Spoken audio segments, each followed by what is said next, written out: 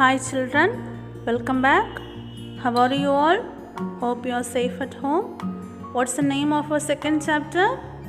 Yes, the leaf too has to say. Shall we start? Did you observe the size and shape of any leaf? Okay, then teacher will show you some pictures of leaves. You observed them and tried to find out the difference in each leaf. Here you can see the leaves of some plants. You have to observe them carefully and try to find out the difference in each leaf. Did you find any differences? Yes, the shape and size of leaf is different. Is any other difference? Okay, teacher will tell you. In some leaves we can see the lines clearly, and in some leaves we can't see the lines, isn't it? So these lines seen on the leaf are called veins. So that's our topic for today, venation in leaf. In your textbook or page number 23, there is a pattern of two leaves. You have to complete the picture by joining the dots.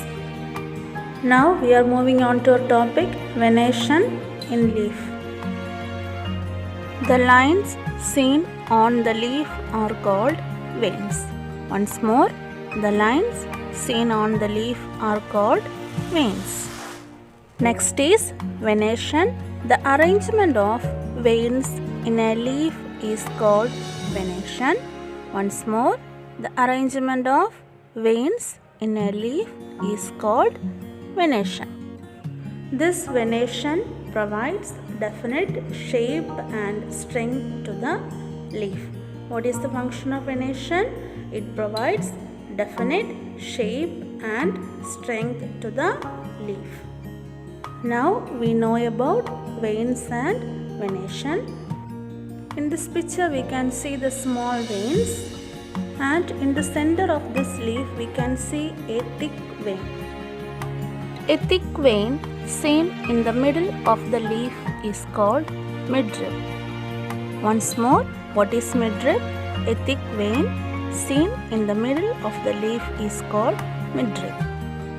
In plants, mainly two types of venation can be seen.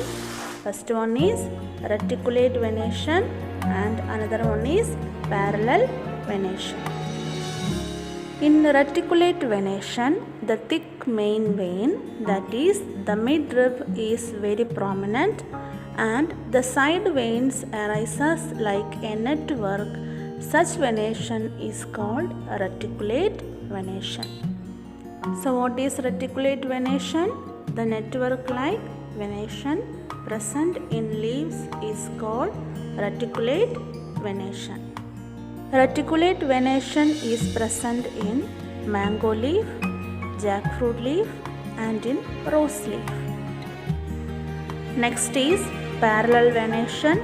In parallel venation, all the veins are parallel to each other. There is no prominent main vein and side vein. Parallel venation.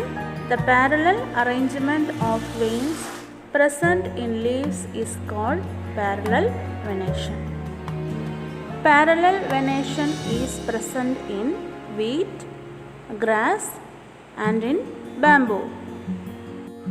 Next, we are going to study about the relationship between the root system that we studied in the previous class and venation. The plants showing reticulate venation will always have taproot system, and the plants showing parallel venation will always have fibrous root system. So that's the relationship between root system and the venation in leaf. Next is time for doing the activity. Identify the type of venation and root system present in the following plants. One example is done for you. Like that, you have to do the activity in your rough notebook. Let us conclude today's topic. Today we studied about venation in leaf and types of venation. Okay dears, it's time for winding up today's section. Hope you understood Venetian very well. Thank you.